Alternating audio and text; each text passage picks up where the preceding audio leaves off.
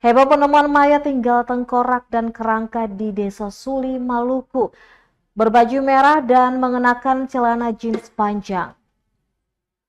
Warga di Desa Suli, Kecamatan Salahutu, Kabupaten Maluku Tengah, dihebohkan dengan penemuan mayat yang tersisa tengkorak pada Kamis 27 Juni 2024.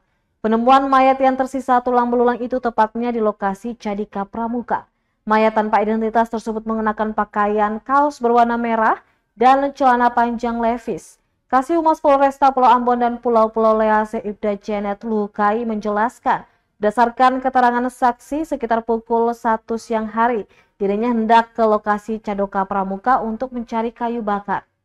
Saksi kemudian mencium adanya bau bangkai lalu berjalan menuju sumber bau tersebut.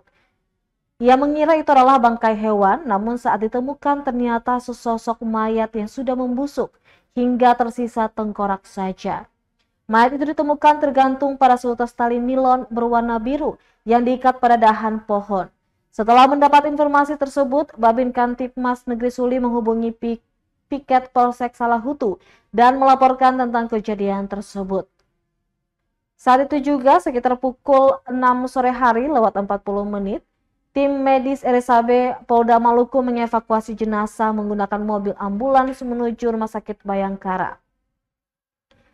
Lukai menambahkan jika dilihat dari kondisi fisik di TKP, diperkirakan jenazah sudah meninggal kurang lebih 2 minggu. Download Tribun X sekarang, menghadirkan lokal menjadi Indonesia.